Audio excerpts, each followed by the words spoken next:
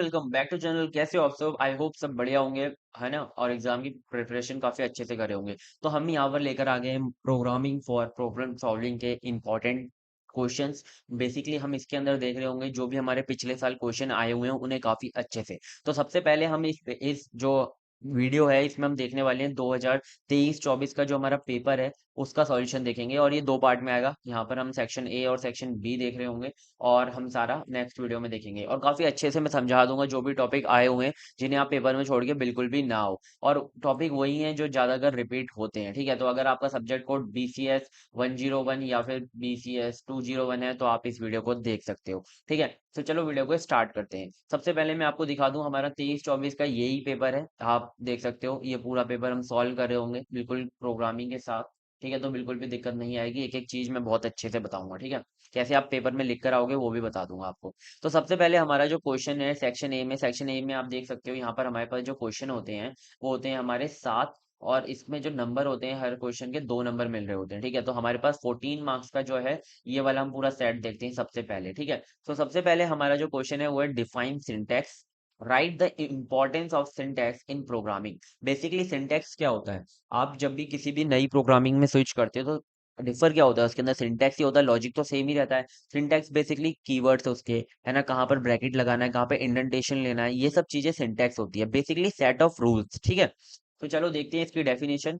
Syntax in programming refer to the set of rules that define the structure of valid statement। Basically set of rules जो कि एक इस valid statement बनाते हैं, ठीक है, in a programming language. It detect how symbols, keywords, operators must be arranged for the code to be correctly understood and executed। ये बताता है आपको कि ये डिक्टेट करता है आपको कि कौन सा आपका सिंबल, कौन सा आपका कीवर्ड, कौन सा आपका ऑपरेटर कहाँ पर अरेंज होगा जिससे कि आपका जो कोड है वो करेक्टली अंडरस्टूड होगा और एग्जीक्यूटेड होगा, ठीक है। अब इसकी इंपॉर्टेंस क्या है ये भी देख लेते हैं। सबसे पहला एरर प्रिवेंशन, मतलब अगर आप सही से लिखोगे सही सिंटेक्स से तो आपको एरर नहीं देखने को मिलेंगे, सिंटेक्स एरर नहीं मिलेंगे, ठीक है। फिर आता है रीडेबिलिटी। रीडेबिलिटी मतलब कि अगर आप अच्छे से सिंटेक्स लिखते हो, कोड आपका अच्छा दिखता है ना, तो क्या होगा कि रीडेबिलिटी को बढ़ाएगा, यानी कि मतलब वो रीडेबल ज्यादा हो जाएगा कोड, ठीक है। और इजी हो जाएगा डेवलपर के लिए अंडरस्टैंड करने के लिए। अब हम देखते हैं क्या नेक्स्ट क्वेश्चन देखेंगे। तो नेक्स्ट क्वेश्चन है हमारा क्या,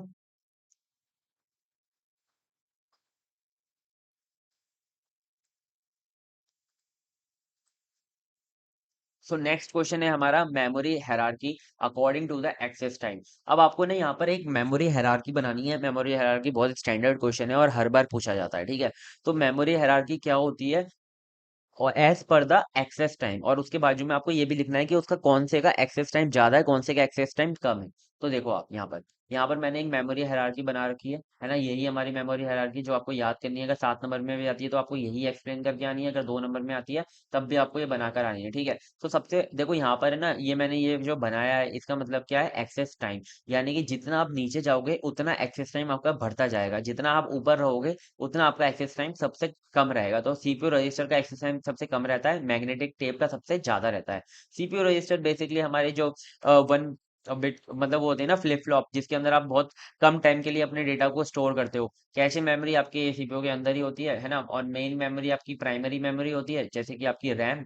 और जो आपकी magnetic disk, optical disk and magnetic tape, ये हमारी होती है सेकेंडरी मेमोरी, ठीक है। इसके अंदर क्या होता है कि मतलब अगर आप अलग से कोई डेटा एक्सटर्नली स्टोर करना चाहते हो, ठीक है, जैसे कि आप हार्ड डिस्क मान लो या फिर एसएसडी मान लो, वो आपकी क्या होती है? वो आपकी सेकेंडरी मेमोरी होती है, ठीक है। तो इसके अंदर क्या होता है, कैपेसिटी तो बहुत ज्यादा होती है लेकिन इसका एक्सेस टाइम बहुत कम रहता है। लेकिन जो ऊपर वाले हैं इनकी कैपेसिटी कम रहती है लेकिन इनका एक्सेस टाइम काफी कम रहता है। यानी कि क्या है, कैपेसिटी भी इनकी कम है लेकिन इनका एक्सेस टाइम काफी मतलब कम है, यानी कि ये काफी फास्ट रहती है, ठीक है। समझ में आया होगा आई होप। अब देखते हैं different between operator and operand. Operator और ऑपरेंड्स के बीच में डिफरेंस क्या है? बेसिकली क्या, अगर आपके पास 2+3 लिखा हुआ है, ठीक है, तो ये 2 क्या है? 2 आपका ऑपरेंड है। 3 क्या है? 3 आपका ऑपरेंड है। ये जो प्लस लिखा हुआ है ये क्या है? आपका ऑपरेटर है, ठीक है। तो मैंने बेसिकली यहाँ पर टेबल बना दिया, आपको भी एग्जाम में टेबल से ही समझाना है जब भी आपके पास रेफरेंस आता है। तो देखो डेफिनेशन देखें तो, अ सिंबल और keyword that perform an operation, है ना। ये जो प्लस है ये क्या है? एक आपका सिंबल ही तो है जो कि ऑपरेशन परफॉर्म कर रहा है। और आपका ऑपरेंड क्या हो गया, अब वैल्यू, वेरिएबल, एक्सप्रेशन। 2 और 3 क्या है, आपकी वैल्यू ही तो है, वेरिएबल जो अगर इनकी जगह वेरिएबल डाल दो a प्लस बी। अब फंक्शन क्या, specify the type of operation to be carried out, ये बताता है कि किस टाइप का ऑपरेशन आपका हो रहा है, एडिशन हो रहा है, सब्ट्रैक्शन हो रहा है, या इक्वल टू, मतलब इनमें से हो रहा है। और ये क्या करता है, act as a input for the operator, operator के लिए input as a input perform करता है, ठीक है, मतलब कि क्या रहने वाला है, किसके ऊपर उसे ऑपरेशन परफॉर्म करना है। इसका यूजेस क्या है, अर्थमेटिक, लॉजिकल कंपैरिजन, इन सब में यूज होता है। और ये conjunction and operators to be complete expression, ठीक है। तो ये तो इजी है, मतलब कि काफी इजी है, आप कर लोगे, ठीक है। ये इसका प्लेसमेंट कहाँ होता है, ये बिटवीन द अराउंड ऑपरेटर, यानी कि दोनों तरफ ऑपरेटर, बीच में इसका प्लेसमेंट होता है। और इसका कहाँ पर होता है, इसका दोनों के आजू बाजू, यानी कि ऑपरेटर के आजू बाजू, ठीक है। सो ये इजी था, समझ में आ गया होगा, ठीक है। नेक्स्ट देखते हैं हमारा डिफाइन कंडीशनल ऑपरेटर, है ना। आपको कंडीशनल ऑपरेटर बताने हैं विद एन एग्जांपल। बेसिकली आपने अगर ऑपरेटर्स पढ़े हैं तो आपने पढ़ा होगा टर्नरी ऑपरेटर, ठीक है। टर्नरी ऑपरेटर को ही हम कंडीशनल ऑपरेटर कहते हैं, ठीक है। तो देखो यहाँ पर the conditional operator also known as ternary operator, अगर आपको बोलता है कि टर्नरी ऑपरेटर डिफाइन करो तब भी आपको ये डिफाइन करके आना है, अगर आपको बोलता है कंडीशनल ऑपरेटर डिफाइन करो तब भी आपको यही टर्नरी ऑपरेटर डिफाइन करके आना है। Is a short hand way of writing simple if else statement. जैसे आप सिर्फ इफ एल्स लगाते हो ना, जैसे आपने इसमें अगर कोई कंडीशन लिख दी तो ये वाला कोड रन हो, और अगर नहीं है तो फिर भाई एल्स वाला कोड रन हो। तो आप इसी को एक लाइन में आप शॉर्ट हैंड में ही लिख सकते हो, ठीक है। और कैसे लिखोगे आप, तो चलो देखते हैं। तो it return the one of to values, मतलब आप वहां पे टू वैल्यूज डिफाइन करते हो, उसमें से कोई एक वैल्यू रिटर्न करता है on the based of condition, ठीक है। तो इसका सिंटैक्स देखते हैं। यहाँ पर आपको है ना कंडीशन डिफाइन करनी है बेसिकली, है ना। यहाँ पर अगर कंडीशन ट्रू हो जाती है तो ये वाला स्टेटमेंट आ जाएगा, अगर कंडीशन फॉल्स हो जाती है तो ये वाला स्टेटमेंट आ जाएगा। अब इसका एग्जांपल देखेंगे तब आपको समझ में आएगा। The conditional operator evaluates a condition, if the condition is true it return the first value, ये वाली वैल्यू रिटर्न कर देगा। If the condition is false तो ये क्या कर देगा, सेकंड वैल्यू रिटर्न कर देगा, ठीक है। अब देखते हैं इसका एग्जाम्पल। तो हमारे पास दो वेरिएबल है, a=1, a=10 एंड b=20। तो देखो यहाँ पर हमने एक वेरिएबल बना रखा है मैक्स, ठीक है। अब मैक्स के अंदर हम क्या कर रहे हैं कि यहाँ पर हमने ना टर्नरी ऑपरेटर लगा रखा है। देखो टर्नरी ऑपरेटर ऐसे ही दिखता है। इसके अंदर आपको सबसे पहले एक कंडीशन देनी होती है, दो राउंड ब्रैकेट के अंदर। तो आपने कंडीशन दे रखी है if a is greater than b, अगर ए बी से बड़ा है तो क्या करो, ये वाली वैल्यू डिफाइन कर दो मैक्स के अंदर, वरना बी वाली वैल्यू डिफाइन कर दो। तो क्या हमारा ए बड़ा है बी से, नहीं है, तो ऑब्वियस सी बात है हमारा जो बी है वो जाएगा मैक्स के अंदर, ठीक है। क्योंकि बी हमारा क्या है, ये वाली जो कंडीशन है वो फॉल्स है ना, इस वजह से बी हमारा क्या है, बड़ा है ए से, ये वाली कंडीशन, मतलब यार ये तो पता ही है आपको, ए हमारा जो 10 है हमारा छोटा होता है 20 से। अब देखो हमारा जो आउटपुट क्वेश्चन है ये काफी ट्रिकी क्वेश्चन होते हैं, काफी ज्यादा पूछे जाते हैं। जब आप अपने प्लेसमेंट में भी बैठोगे ना फोर्थ ईयर में, तब भी आपसे ये क्वेश्चन पूछे जाएंगे, ठीक है। तो ये वाले क्वेश्चन बहुत ट्रिकी होते हैं, अगर आपका मतलब आप ऑब्जर्वेशन अच्छे से करते हो तो आपको समझ में आएगा, और जब आप इसे ड्राई कोड करते हो तब आपको अच्छे से समझ में आता है। तो देखो आउटपुट क्वेश्चन में हमारे पास ये वाला क्वेश्चन था। इस वाले क्वेश्चन को अगर आप देखोगे तो सबसे पहले तो यहाँ पे वॉइड मेन है, जो कि आपका मेन फंक्शन हो गया, यहाँ तक यहाँ पे खत्म हो गया, ठीक है। यहाँ पर एक लूप चला रहे हैं, ये पहले आपके वेरिएबल डिफाइन हो गए ए और बी। अब इसमें आपने लूप चलाया है a=6 एंड b=4। यहीं पर लोग कंफ्यूज हो जाएंगे कि भाई ये b=4 आ गया, यहाँ पे तो एरर आ जाएगा। नहीं, पर ऐसा कुछ नहीं है, बी बिल्कुल भी डिफरेंस नहीं डालेगा, यहाँ पर बिल्कुल भी फर्क नहीं आएगा, ठीक है। तो यहाँ पर बस क्या हो जाएगा, बी हमारा इनिशियलाइज हो जाएगा 4 से और ए हमारा इनिशियलाइज हो जाएगा 6 से, ठीक है। अब जैसे ही सेमीकोलन आएगा तो यहाँ पर जो कंडीशन वाली जो चीज होती है, a is less than equal to 24 and a equal to a+6, ठीक है। तो ये हमारा लूप चलेगा हर बार कैसे चलेगा लूप, मतलब ए के अंदर 6 का इंक्रीमेंट होगा, ठीक है। 6 का इंक्रीमेंट होगा, उसके साथ साथ जो पहले ए था वो भी इंक्रीमेंट हो जाएगा इसके अंदर, ठीक है। तो अभी मैं आपको एग्जाम मतलब समझाता हूँ इसे अच्छे से। और इसके अंदर ये भी समझ लो, इफ कंडीशन लगी हुई है कि मतलब अगर ए डिविजिबल होगा बी से तभी हमारा ब्रेक स्टेटमेंट चलेगा, और जैसे ही ब्रेक स्टेटमेंट चलेगा तो क्या करता है, ब्रेक स्टेटमेंट लूप को टर्मिनेट कर देता है, तो बाहर आ जाएगा लूप से, ठीक है। और ए को प्रिंट कर देगा। अब ये कैसे, मतलब क्या आउटपुट आएगा इसका, देखो फर्स्ट इटरेशन क्या होगी, फर्स्ट इटरेशन में आपका जो ए होगा, a=6 होगा, है ना, और बी इक्वल टू क्या होगा, 4 होगा। तो ए को मतलब 6 को अगर 4 से डिवाइड करेंगे तो क्या ये 0 आएगा, नहीं आएगा, क्यों, इसका रिमाइंडर आ जाएगा 2। तो ये क्या कर देगा, ब्रेक स्टेटमेंट को एग्जीक्यूट नहीं करेगा, क्योंकि यहाँ पर अगर 0 आ रहा है तभी ब्रेक स्टेटमेंट एग्जीक्यूट हो रही है। तो ये क्या हो जाएगा कि हमारा जो ए है वो हमारा इंक्रीमेंट हो जाएगा, कितने से, 6 से इंक्रीमेंट हो जाएगा, जैसे मैंने आपको बताया। तो कितना इंक्रीमेंट हो जाएगा ये, 12 हो जाएगा। मतलब देखो यहाँ पर क्या लिखा हुआ है, ए इक्वल टू A+6। तो ए इक्वल टू कितना हो जाएगा, ए इक्वल टू हो जाएगा हमारा, पहले कितना था, ए 6 था, ठीक है, +6। तो 6 से ये इंक्रीमेंट हो जाएगा, कितना हो जाएगा, 12 हो जाएगा, ठीक है। अब वापस जाएगा ये इटरेशन के अंदर, तो वहां पर देखेगा ये 12 हो गया, 12 से क्या, 12 हमारा 4 से डिविजिबल है, हाँ 3 टाइम्स डिविजिबल है। तो हमारा क्या आ जाएगा, रिमाइंडर 0 आ जाएगा। तो ब्रेक स्टेटमेंट चल जाएगी और हमारा क्या हो जाएगा, लूप टर्मिनेट हो जाएगा। और जो बाहर आ जाएगा ये, और बाहर क्या हो जाएगा, ए आके प्रिंट करेंगे तो ए की वैल्यू कितनी थी, 12 थी, तो 12 प्रिंट हो जाएगा। तो इसका आउटपुट कितना आएगा, आउटपुट आएगा आपका 12, ठीक है। सो आई होप ये वाला क्वेश्चन आपको समझ में आ गया होगा। नेक्स्ट देखते हैं। नेक्स्ट लिखा है, right the importance of base value in recursive function. अब आपने अगर रिकर्शन पढ़ा है तो रिकर्शन का क्या मतलब होता है, व्हेन फंक्शन कॉल इटसेल्फ, मतलब जब फंक्शन अपने आप को कॉल करता है उसे कहते हैं रिकर्शन। तो अगर फंक्शन आपका कॉल करता रहेगा अपने आप को इन्फिनिटी टाइम्स, तो क्या हो जाएगा, दिक्कत आ जाएगी, आपका जो वो फंस जाएगा इन्फिनिटी लूप के अंदर। लेकिन अब आपको लूप के अंदर भी, मतलब इन्फिनिटी लूप के अंदर भी नहीं फंसाना, तो आपको एक कंडीशन देनी पड़ती है, बेस कंडीशन, की भाई यहाँ पर आके तो रुक ही जाना, ठीक है। सो देखो, the base condition in a recursive function is crucial, बहुत ज्यादा जरूरी है, because prevent in infinite recursion, मतलब कि इनफाइनाइट बार क्या हो जाए, वो चलता ना रहे, ठीक है। It provides a condition to terminate the recursion, ठीक है, avoiding endless function calls and potential stack overflow, ठीक है। मतलब इससे क्या हो जाएगा, आपकी मेमोरी फुल हो जाएगी, स्टैक ओवरफ्लो हो जाएगा, ठीक है। फिर आपको वो चलता ही रहता है। एंश्योर करेक्ट रिजल्ट, मतलब देखो दो चीजें होती हैं, एक तो इससे बचाने के लिए इन्फिनाइट रिकर्शन से, और एक करेक्ट रिजल्ट लाने के लिए, ठीक है। तो ये क्या करता है कि जो, मतलब आपकी जो बड़ी प्रॉब्लम होगी उसके जो सबसे छोटी प्रॉब्लम होगी ना, उसे वहां पे बेस कंडीशन में रख देगा, ठीक है। अभी हम समझेंगे। यहाँ पे देखो फैक्टोरियल का हमारा प्रोग्राम है, ठीक है। आपको बोला है कि फैक्टोरियल निकाल के दो। फैक्टोरियल क्या होता है, अगर आपका जैसे आपको 5 का फैक्टोरियल निकालना है तो क्या होगा, 5 × 4 इंटू 3 × 2 × 1 और इंटू 0। और 0 का फैक्टोरियल क्या होता है, 0 का फैक्टोरियल हमारा 1 होता है, ठीक है।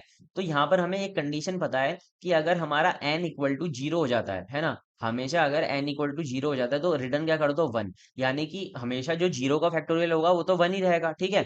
तो उसे कैसे करेंगे हम, यहाँ पर हमने क्या किया, एक रिकर्सिव फंक्शन लिखा है यहाँ पर फैक्टोरियल के लिए, है ना। पहले हमने एक बेस कंडीशन, इसे कहते हैं बेस कंडीशन, लगाई कि अगर n इक्वल टू 0 हो जाता है तो रिटर्न 1 कर दो, ठीक है। एल्स क्या करो, रिटर्न करो n इंटू फैक्टोरियल n-1। तो n जैसे कि आपने दिया, मैं आपको बताता हूँ, n अगर आपने ना जैसे यहाँ पर दिया है 3, ठीक है। तो क्या होगा, आपका जो 3 है, ठीक है, 3 है, यहाँ पे जाएगा फैक्टोरियल फंक्शन के अंदर, ये चेक करेगा क्या ये n इक्वल टू 0 है, नहीं है, तो ये आगे एल्स के अंदर बढ़ जाएगा। तो एल्स क्या रिटर्न कर देगा, 3 इंटू फैक्टोरियल, फैक्टोरियल वाला फंक्शन रिटर्न करेगा, उसके साथ ये n-1 यानी कि 2 रिटर्न कर देगा, ठीक है। तो ये 3 तो यहीं पे रहेगा। अब ये 2 वाला जाएगा वापस फैक्टोरियल फंक्शन के पास और देखेगा क्या 2 इक्वल टू 0 है, नहीं है। तो ये क्या करेगा, एल्स पे चले जाएगा। एल्स क्या रिटर्न कर देगा, ये एल्स रिटर्न कर देगा 2 इंटू एफ, 2-1 कितना होता है, 1, 1 रिटर्न कर देगा। फिर ये वापस जाएगा चेक करने, ये जो 1 वाला फैक्टोरियल होगा, क्या ये 0 है, नहीं है। तो ये वापस जाएगा नीचे और ये क्या रिटर्न कर देगा, 1 इंटू एफ और 0। फिर ये जब जाएगा तो इसे क्या मिल जाएगा, 1 मिल जाएगा, ठीक है। तो 1 मिल जाएगा तो 1 इंटू 1 क्या हो जाएगा, 1 हो जाएगा, ये F1 के अंदर आ जाएगा 1, ठीक है। अब जब 1 आ जाएगा तो 2 इंटू 1 क्या होगा, 2 हो जाएगा। अब 2 इंटू 1 2 हो गया तो 2 यहाँ पर आ जाएगा, ठीक है। अब 3 इंटू 2 क्या हो जाएगा, 3 इंटू 2 हो जाएगा हमारा 6। तो 6 हमारा आंसर आ जाएगा, इसका फैक्टोरियल हमें मिल जाएगा, ठीक है। इजी था। अब देखते हैं नेक्स्ट, ऐसे ही आप 5 का भी करके देखना, तब आपको और अच्छे से समझ में आएगा। 2 मार्क्स का क्वेश्चन है, लेकिन आपका बहुत ज्यादा जो कॉन्सेप्ट है वो क्लियर हो गया होगा। जैसे कि अगर फैक्टोरियल का प्रोग्राम आ जाता है आपके 7 नंबर में तो आप आराम से लिख पाओगे, ठीक है। मतलब मैं बिल्कुल ऐसे नहीं करा रहा हूँ कि बिल्कुल ही 2 नंबर के लिए करा दिया तो आप बिल्कुल 2 ही नंबर के लिए करोगे, ठीक है। मतलब आप इस क्वेश्चन को 7 नंबर में भी अटेम्प्ट करके आ सकते हो आराम से। Predict the output of the following programme. ठीक है, यहाँ पर बहुत ज्यादा प्रॉब्लम होती है, मैंने इंपॉर्टेंट टॉपिक्स की वीडियो में भी बताया था कि आप पॉइंटर्स के प्रोग्राम जरूर कर लेना। ठीक है, बहुत ज्यादा इंपॉर्टेंट है। तो देखो यहाँ पर हमारे पास ये जो क्वेश्चन लिखा हुआ है, मतलब जो कोड लिखा हुआ है, इसका हमें आउटपुट प्रेडिक्ट करना है। ठीक है, तो देखो सबसे पहले तो आप देखो हेडर फाइल ठीक है आपकी studio.h है ना। फिर आपका ये आ गया इंट मेन फंक्शन आ गया। ठीक है, आपका मेन फंक्शन ठीक है, आपने रिटर्न भी लगा रखा है। ठीक है, अब आपने यहाँ पर एक वेरिएबल इनिशियलाइज किया है ए, पहले आपने डिफाइन किया, फिर आपने इनिशियलाइज किया 12 से। ठीक है, तो ए के अंदर कितनी वैल्यू है, 12 वैल्यू है। फिर आपने एक वॉइड टाइप का एक आपने पॉइंटर बनाया है पीटीआर, और उसको आपने इनिशियलाइज किससे कराया है, एड्रेस ऑफ ए से। अब एड्रेस ऑफ ए को आपने क्या किया है, यहाँ पे टाइप कास्टिंग का यूज करके आपने इंट इंट में कन्वर्ट कर दिया है। ठीक है, कन्वर्ट कर दिया है, तो पॉइंटर के अंदर क्या आ रही होगी वैल्यू, इंट में कन्वर्ट होके उसकी 12 आ रही होगी। ठीक है, फिर आप यहाँ पर क्या कर रहे हो, आप यहाँ पर प्रिंट कर रहे हो पीटीआर को, आप डायरेक्टली पीटीआर को प्रिंट कर रहे हो। ठीक है, यहाँ पर जो डायरेक्टली पीटीआर का पॉइंटर है वो प्रिंट कर रहे हो, लेकिन आपने यहाँ पर क्या किया था, यहाँ पर आपने कन्वर्ट करके इंट के अंदर स्टोर कराई थी। लेकिन जैसे ही आप यहाँ पर आप पीटीआर की डायरेक्टली वैल्यू प्रिंट करोगे तो यहाँ पर आ जाएगा एरर। ठीक है, यहाँ पर आपका क्या आ जाएगा, एरर आ जाएगा। लेकिन आप अगर यहाँ पर इसके आगे इंट स्टार लगा देते तो एरर नहीं आता, आपकी 12 वैल्यू आ जाती। ठीक है, तो यही हमारा ये क्वेश्चन है, इसमें क्या आएगा, एरर आएगा। तो देखो वेरिएबल डिक्लेरेशन एंड इनिशियलाइजेशन पहले आपने ये कर लिया। फिर आपने क्या किया, पॉइंटर कास्टिंग, यानी कि आपने जो पॉइंटर कास्टिंग बोलते हैं, सॉरी मैंने टाइप कास्टिंग वहां पे बोल दिया। पॉइंटर कास्टिंग का क्या मतलब होता है, वो मतलब कि चेंज करना, मतलब कि उसे असाइन करना किसी और वैल्यूज के अंदर। तो देखो void ptr equal to int ये, तो कास्ट द एड्रेस टू और address of a to a void pointer. ठीक है, and assign it to PTR. अब फिर आप जब डी रेफरेंसिंग कर रहे हो तो आपने प्रिंट कराया है पीटीआर एस्ट्रिक पीटीआर। ठीक है, तो यहाँ पर क्या होगा, वो अटेम्प्ट करेगा प्रिंट करने के लिए वैल्यू, तो क्या होगा, how ever PTR is a void star. ठीक है, अब आपका पीटीआर यहाँ पर क्या है, void star, which is not directly dereferenceable in C. You cannot dereference a void star directly without casting it to the correct type. तो इसका करेक्ट टाइप क्या है, आपका इंटीजर, क्योंकि आपने पहले ही उसके अंदर चेंज कर रखा है, तो यहाँ पर क्या आ जाएगा, एरर आ जाएगा। तो देखो the program will produce a compilation error. कौन सा एरर आएगा, कंपाइलेशन एरर आएगा, because PTR involves dereferencing in void star without casting into appropriate type. तो बेसिकली आपको बस क्या लिख कर आना था, कंपाइलेशन एरर लिख कर आना था, आपका 2 नंबर आराम से बन जाते। ठीक है, आई होप ये थोड़ा सा प्रो मेरे को पता है प्रोग्राम थोड़ा सा हार्ड है, लेकिन आपने अगर पॉइंटर पढ़े हैं तो आपको ये समझ में आ गया होगा। ठीक है, बहुत इजी है ना। बस आपको यही याद रखना है कि अगर आप वहां पर टाइप कास्ट वहां पर आप मतलब पॉइंटर कास्टिंग कर रहे हो तो आपको वापस से कास्ट करना है, उसे चेंज करना है उसके ओरिजिनल टाइप के अंदर, जब ही वो प्रिंट होगा। ठीक है, आई होप समझ में आ गई होंगी चीजें। अब देखो यहाँ पर हमारा सेक्शन है कंप्लीट हो गया, आप देख सकते हो सारे क्वेश्चन हमने कर लिए हैं, काफी अच्छे से करें हैं, बिल्कुल ऐसे नहीं कि 2 नंबर के लिए ही करें, हमने काफी अच्छे से कॉन्सेप्ट को समझा है। ठीक है, अब देखो explain the storage classes used for the storage of data in C programming. Basically ये जो वाला क्वेश्चन है ये इतनी बार रिपीट होता है ना आपका, तो बहुत ज्यादा इंपॉर्टेंट है, इसे तो आपको करना ही है और काफी अच्छे से समझा दूंगा। ठीक है, in C programming storage classes determine the life span, visibility and initial value of a variable. जब भी आप वेरिएबल बनाते हो तो आपको क्या पता होता है कि उसका लाइफ स्पैन कितना है, कि वो कहाँ तक वैलिड है ना, कहाँ कहीं हम ब्रैकेट के बाहर जाकर अब उसे कॉल कर रहे हैं तो उसकी वैल्यू नहीं आ रही है ना। और अगर आप किसी वैल्यू को मतलब आपने बनाया इंटीजर ए, ठीक है, आपने बनाया इंटीजर ए है ना, आपने कोई भी वैल्यू नहीं दी, अब आप इसे अगर प्रिंट कराओगे तो क्या वैल्यू प्रिंट होगी, ठीक है, आपके ये भी तो दिमाग में आता होगा। तो इसकी इनिशियलाइज वैल्यू क्या रहती है, डिफॉल्ट। ठीक है, और इसकी विजिबिलिटी कहाँ तक विजिबल रहता है। ठीक है, तो ये सारी चीजें कौन बताता है, हमारी स्टोरेज क्लास बताती है। दे play a key role in how variable are manage and access within a program. Program के अंदर कैसे वेरिएबल्स आपके मैनेज होते हैं, कैसे वेरिएबल आपके एक्सेस होते हैं, ये कौन बताता है, आपका storage class. There are 4 main storage class in C, ये तो आपको पता ही होगा, 4 होती हैं आपकी। सबसे पहले है आपका क्या, ऑटो।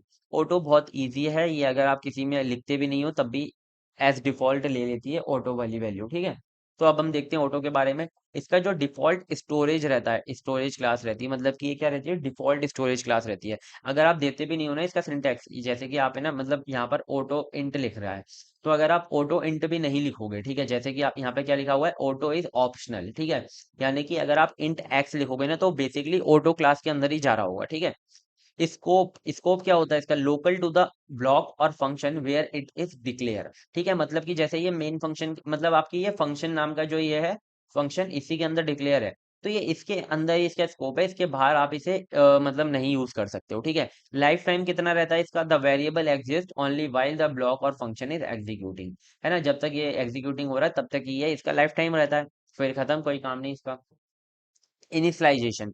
अब देखो यहाँ पर क्या होता है इनिशियलाइजेशन में, कि आपने जैसे यहाँ पर तो 10 वैल्यू दे रखी है, लेकिन आप यहाँ पर 10 वैल्यू मत दो, ठीक है, एक्स को आप डायरेक्टली सेमीकोलन लगा दो और फिर एक्स को प्रिंट करो, तो इसके अंदर क्या प्रिंट होगा? तो देखो, variable are not automatically initialized. यहाँ पे क्या होता है, वेरिएबल आपने ऑटोमेटिकली इनिशियलाइज नहीं होते किसी और वैल्यू से। यहाँ पर क्या होता है, वो एक गार्बेज वैल्यू कलेक्ट कर लेते हैं। ठीक है, गार्बेज वैल्यू क्या होती है? गार्बेज वैल्यू बस आप इतना समझो, गार्बेज वैल्यू एक हमारी ऐसी वैल्यू होती है जो हमें नहीं पता होता वो है क्या। ठीक है, बस आप इतना समझो, एक आपका रैंडम सा कोड होता है वहां पर आता है। ठीक है, जब आप प्रिंट अब इसे प्रिंट करके देखो ना, तब आपको समझ में आएगी चीजें। ठीक है, अब नेक्स्ट देखते हैं, नेक्स्ट होता है आपका स्टैटिक। स्टैटिक, ठीक है, स्टैटिक में क्या होता है कि ये मतलब डिफॉल्ट नहीं रहता, ये आपको डिफाइन करना ही पड़ता है। स्टैटिक कैसे डिफाइन करना पड़ता है आपको? यहाँ पर जैसे फंक्शन के अंदर स्टैटिक इंट काउंट, तो ये क्या हो जाएगा, स्टैटिक स्टोरेज क्लास के अंदर आ जाएगा। ठीक है, अब देखो स्कोप क्या होता है इसका? लोकल टू द ब्लॉक और function where it is declared. ठीक है, बिल्कुल जैसे ऑटो के अंदर होता था, वो ब्लॉक और फंक्शन के अंदर ही तक रहता है। ठीक है, but it's value persist between function call. ठीक है, मतलब कि आपके फंक्शन जब कॉल होंगी तो वैल्यू आपकी सेव हो रही होगी। ठीक है, कितना आया समझ में? अब देखो लाइफ टाइम देखते हैं, इसका लाइफ टाइम कितना रहता है? Exist for the duration of the program, जब तक आपका प्रोग्राम रहेगा तब तक ये इसका लाइफ टाइम रहेगा। ठीक है, अब इसका इनिशियलाइजेशन देखते हैं कि मतलब आप अगर इसे इनिशियलाइज नहीं करते तो ये क्या वैल्यू होल्ड करता है। तो initialize only once and retain its value between function call. ठीक है, ये तो पता ही है आपको कि मतलब आपने एक बार इनिशियलाइज कर लिया तो जब तक फंक्शन कॉल रहेगी वो सेव रखेगा अपने पास वैल्यू। अब इसका डिफॉल्ट, यानी कि अगर आप कोई वैल्यू नहीं देते हो तो ये जीरो से, मतलब कि इस zero for basic data type, मतलब ये जीरो से इनिशियलाइज हो जाती है अपने आप। जैसे कि आपने अगर काउंट को अगर आप नहीं भी देते वैल्यू, तो क्या होगा, अगर आप इसे प्रिंट कराओगे काउंट को, तो क्या वैल्यू आएगी आपकी? जीरो वैल्यू आएगी। ठीक है, आ गया समझ में? नेक्स्ट देखते हैं एक्सटर्न, या फिर आप एक्सटर्न को ग्लोबल भी कह सकते हो। ठीक है, एक्सटर्न कीवर्ड का आप यूज करके ग्लोबल वेरिएबल क्या करते हो? डिफाइन करते हो। तो ग्लोबल स्कोप क्या होता है इसका? ग्लोबल मतलब कि सबके आप सब हर जगह यूज कर सकते हो। Extend the visibility of the variable और function to their files. It declare a variable that is defined in another file और later in the same file. मतलब अगर आपकी किसी और वेरिएबल, किसी और फाइल के अंदर वेरिएबल डिफाइन है, आप उसे भी यूज कर सकते हो अपने प्रोग्राम के अंदर। अगर वो उसी फाइल के अंदर है ना, कहीं और बाहर है, तब भी आप उसे यूज कर सकते हो। तो ये क्या है, मतलब कि काफी, मतलब हर जगह आप इसे यूज कर सकते हो, ग्लोबल की तरह है, मतलब ग्लोब समझ लो आप, है ना। अब लाइफ टाइम कितना रहता है इसका? Exist for the duration of the program, जब तक आपका प्रोग्राम रहेगा तब तक ये मतलब रहेगा। तो अभी मैं आपको लास्ट में इसकी एक है ना आपको वो प्रोवाइड कराऊंगा अभी टेबल, तो जब आपको सब कुछ याद रहेगा। ठीक है, अब इनिशियलाइजेशन मतलब कि does not initialize the variable, it just inform the compiler about its existence. मतलब कि ये भाई कोई वैल्यू आपको डिफाइन नहीं करता, बस कंपाइलर को बता देता है कि इस तरह का आपका मतलब वेरिएबल एग्जिस्ट करता है आपके मतलब प्रोग्राम के अंदर। तो देखो यहाँ पर हमने फाइल वन है आपकी, फाइल वन है आपकी क्या, आपने इनिशियलाइज किया है फाइल वन डॉट सी के अंदर int glob var equal to 10। ठीक है, आपने ये वेरिएबल डिफाइन कर रखा है। अब आपको इसे यूज करना है अपनी किसी और फाइल के अंदर, तो आपने फाइल टू डॉट सी के अंदर इसे यूज करना है। तो आपने बस क्या करना है, extend int globe variable, global variable. तो क्या है मतलब इसका? आपने यहाँ पर मतलब 10 की वैल्यू नहीं दी, लेकिन आप जहां पर भी ग्लोबल वेरिएबल को यूज करोगे तो आप उसे यूज कर सकते हो एदर 10। ठीक है, तो यहाँ पर आप प्रिंट कराओगे तो 10 वैल्यू प्रिंट होगी। ठीक है, इजी। नेक्स्ट देखते हैं रजिस्टर। अब जो रजिस्टर होता है वो आपका लास्ट स्टोरेज क्लास है, एंड स्कोप क्या होता है इसका? लोकल टू द ब्लॉक और function where it is declare, मतलब वही फंक्शन की मतलब ब्लॉक के अंदर ही रहता है एक, मतलब आपने ऐसे करली ब्रेसेस लगा रखे हैं, आपने यहाँ पे डिफाइन किया है, तो ये इस वाले ब्रैकेट के अंदर ही रहेगा और इसके बाहर नहीं जाएगा। ठीक है, लाइफ टाइम क्या रहता है? Exist only while the block और फंक्शन एग्जीक्यूटिंग, जब भी एग्जिस्ट करेगा जब भी एग्जीक्यूट हो रहे होंगे। ठीक है, initialization not automatically initialize but be explicitly initialize if needed. ठीक है, मतलब कि आप इसे, ये इसके अंदर भी कोई ऑटोमेटिकली इनिशियलाइजेशन नहीं होता, आप अगर चाहते हो तो अलग से इसे इनिशियलाइज कर सकते हो। पर्पस क्या होता है इसका? पर्पस जान लेते हैं। Suggest that the variable should be store in CPU register. मतलब अगर आप चाहते हो कोई वेरिएबल ऐसा है कि जिसकी आपको वैल्यू बहुत जल्दी से रिट्रीव करनी है, बहुत जल्दी से उसके ऊपर ऑपरेशन परफॉर्म करने हैं, तो आप रजिस्टर के अंदर सीपीयू रजिस्टर सबसे ज्यादा फास्ट होता है, हमने मेमोरी हायरार्की के अंदर देखा था। तो क्या होगा, हम अगर किसी को अपने आप ही मतलब फास्ट बनाना चाहते हैं तो आप सीपीयू रजिस्टर के अंदर उसे स्टोर स्टोर कर दो, ठीक है। सो नेक्स्ट देखते हैं, इसका फंक्शन तो ये वाला हो गया। इसे मैं हटा देता हूँ इंक को। तो देखो, रजिस्टर इंट हमने आई बनाया, तो ये क्या है, आपका स्टोर हो गया होगा सीपीयू रजिस्टर के अंदर आई, ठीक है। आई होप समझ में आ गया होगा। तो ये देखो, ये वाली जो टेबल है आपको बस ये दिमाग में रखनी है, चाहे तो स्क्रीनशॉट ले लो, ठीक है। और देखो यहाँ पर आपके कीवर्ड्स कौन कौन से, ऑटो, रजिस्टर, एक्सटेन एंड स्टैटिक। तो ऑटो का जैसे मैंने आपको बताया था, स्कोप कहाँ तक रहता है, लोकल का, और रजिस्टर का भी लोकल। एक्सटेंड का ग्लोबल रहता है और स्टैटिक का लोकल रहता है, ठीक है। सबका लोकल है, बस एक्सटेंड का ग्लोबल है, ठीक है। अब ऑटो की लाइफ टाइम ब्लॉक रहती है, रजिस्टर की लाइफ टाइम प्रोग्राम रहती है, और आपकी स्टैटिक की लाइफ टाइम क्या रहती है, आपकी ब्लॉक रहती है, ठीक है। और फिर अगर हम बात करें कि आपकी ऑटो की डिफॉल्ट वैल्यू गार्बेज रहती है, और रजिस्टर की डिफॉल्ट वैल्यू की गार्बेज रहती है, एक्सटेंड की जीरो रहती है, और स्टैटिक की जीरो रहती है, ठीक है। आप मतलब ये टेबल याद कर लो, अगर आपको कुछ भी नहीं समझ आया थ्योरी व्योरी तो आप ये टेबल में से लिख कर आ सकते हो, ठीक है। अब बात करते हैं सेक्शन बी की, हमारे दूसरे क्वेश्चन की, discuss the concept of type casting and type conversion with the program. बहुत ज्यादा इजी मतलब टॉपिक होता है टाइप कास्टिंग। हमने पहले अभी देखा, जो पॉइंटर कास्टिंग थी उसमें क्या कर रहे थे, हम एक पॉइंटर टाइप से दूसरे पॉइंटर टाइप में डाल रहे थे उसे। लेकिन यहाँ पर क्या होगा कि आप एक टाइप, जैसे कि आप इंट से किसी को फोल्ड फ्लोट बनाना चाहते हो, किसी फ्लोट को आप कैरेक्टर बनाना चाहते हो, है ना, या मतलब मतलब आप टाइप चेंज करना चाहते हो किसी का, तो आप यहाँ पर कर सकते हो, ठीक है। तो देखो यहाँ पे type casting and type conversion are the concept in C programming that involves changing the data type of a variable और expression to another data type, है ना। इजी, मैंने आपको पहले ही बता दिया। Both are used to make sure data types are compatible with the operation being performed on them। मतलब कि दोनों ये मेक श्योर करते हैं कि मतलब जो डेटा टाइप है आपका कॉम्पेटेबल हो, जो भी आप ऑपरेशन परफॉर्म कर रहे हो। जैसे कि आप है ना एडिशन कर रहे हो, आपने एडिशन के अंदर क्या कैरेक्टर ले रखे हैं, ठीक है। आपने A+B मतलब कैरेक्टर ले रखे हैं, ठीक है। तो ये क्या है, ये भाई एडिशन के लिए थोड़ी ना बने, ये तो स्ट्रिंग मतलब आप कोई स्टोर करा रहे हो। लेकिन आप इसे इंटीजर में कन्वर्ट करके जो भी उसकी एसके वैल्यू है वो ले लो, A+ इंटीजर B, तो क्या होगा, ये भाई सही लगेंगे आपके इंटीजर प्लस करते हुए, ठीक है।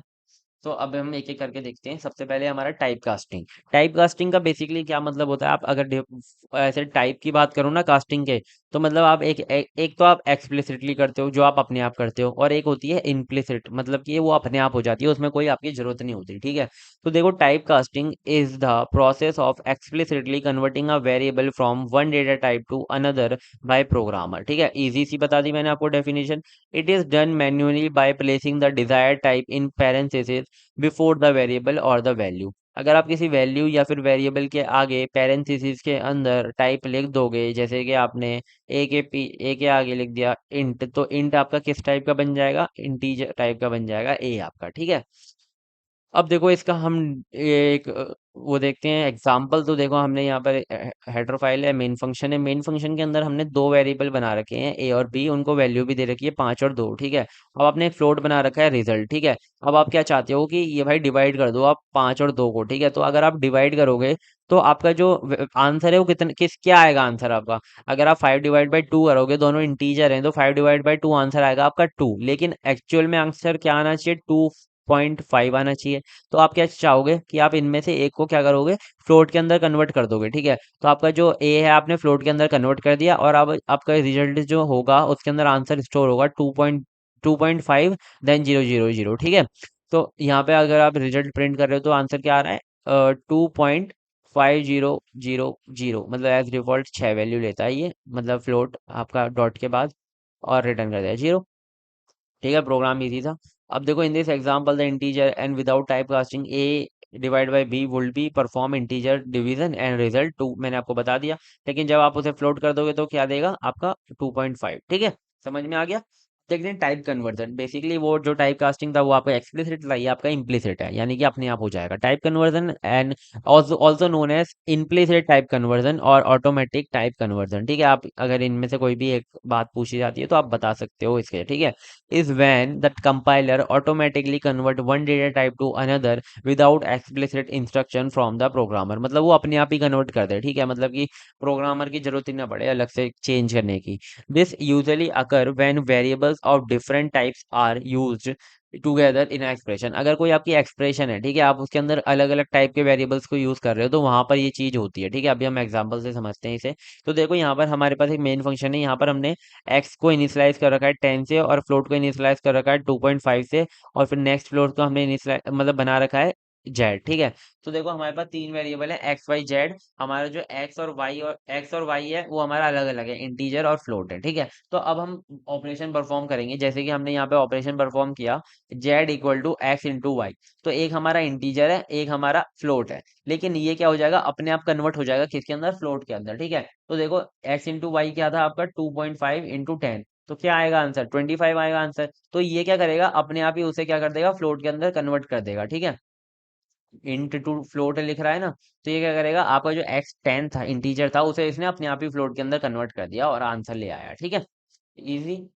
अब देखो ये तो आप पढ़ लेना। ठीक है, अब हम नेक्स्ट क्वेश्चन देखते हैं हमारा नहीं, इसके अंदर पहले आप देखो की difference between type casting and type conversion. अब इन दोनों के बीच में आपको मतलब कभी डिफरेंस भी पूछ लेता तो मैंने अलग से लिख दिया है।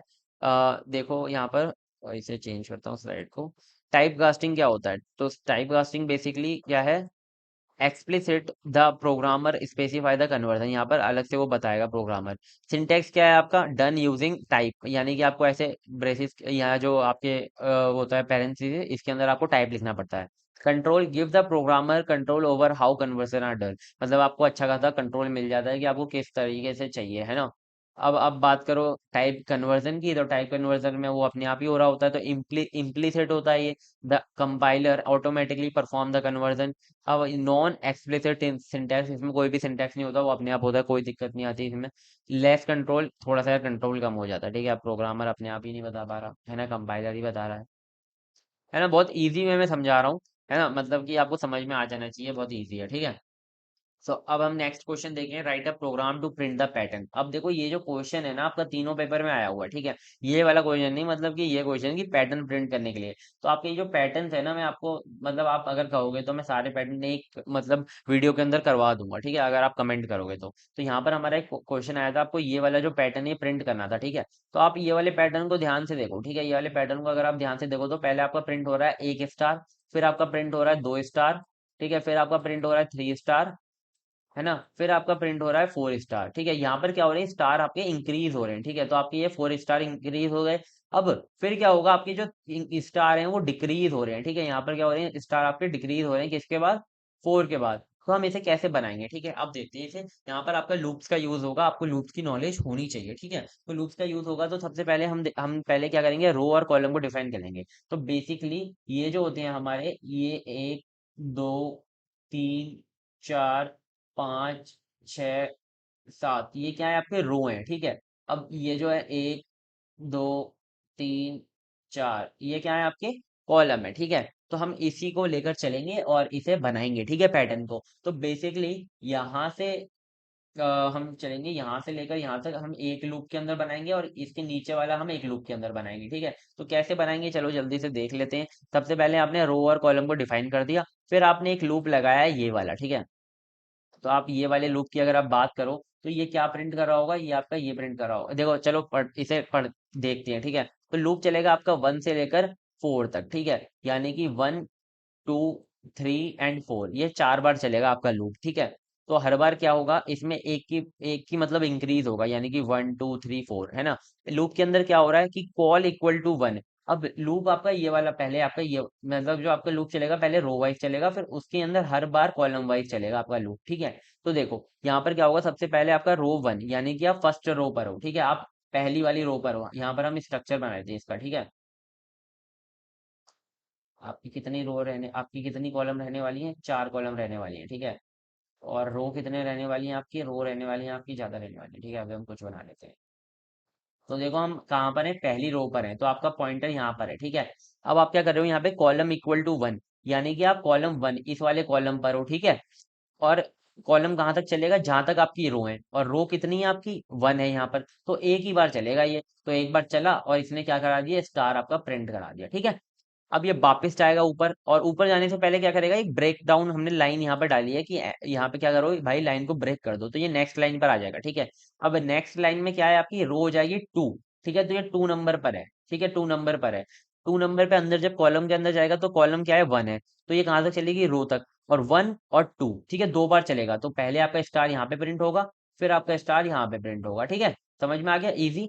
अब हम क्या हो जाएगा, रो आपकी हो जाएगी तीन, तो तीसरे पे आएगा तो आपका स्टार कितनी बार प्रिंट होना चाहिए, तीन बार, एक, दो, देन तीन, ठीक है। अब वापिस से ये जाएगा, है ना, वापिस से जाएगा तो कितना हो जाएगी वैल्यू, इसकी हो जाएगी चार, ठीक है, चार तक ही चलना है ये। तो देखो चार पे आएगा ये, तो ये प्रिंट करेगा एक, दो, तीन और चार, ठीक है। जब ये वापिस जाएगा तो ये देखेगा भाई कंडीशन तो हो गई अब फॉल्स, ठीक है, यानी कि कंडीशन हो गई आपकी फॉल्स, जो हमारा चार है वो, मतलब कि चार तक तो चल, पांच पे तो होगी फॉल्स, जैसे ही पांच हुआ, पांच पे हो गई फॉल्स, क्योंकि ये चार से क्या है, बड़ा है, ठीक है। तो क्या हो जाएगा, लूप के आ जाएगा बाहर, अब बारी आ गई इस वाले लूप की, ठीक है। तो देखो हमारा पैटर्न कितना प्रिंट हो गया, इतना आपका पैटर्न प्रिंट हो गया, इन सबको इरेज करवानी, तो ये सब इरेज हो गया है ना। तो आपका पैटर्न कितना प्रिंट हो गया है, पैटर्न मैं आपको यार बना के दिखा रहा हूँ, ठीक है, मतलब कि आपको लग रहा होगा टाइम वेस्ट हो रहा है, लेकिन आपको ना कॉन्सेप्ट अच्छे से समझ में आ जाएगा, आप सारे लूप बना लोगे, ठीक है। तो आपके ये चार जो है आपके प्रिंट हो गए हैं, ठीक है, चार, ठीक है। ये वाला हो गया, ये वाला हो गया, ये वाला हो गया, ये वाला, ये वाला, ये वाला, ये वाला, ये वाला, ये वाला, ये वाला, ठीक है। अब आपका नीचे वाला लूप बचा है, तो देखो यहाँ तक तो आपका प्रिंट हो गया, है ना।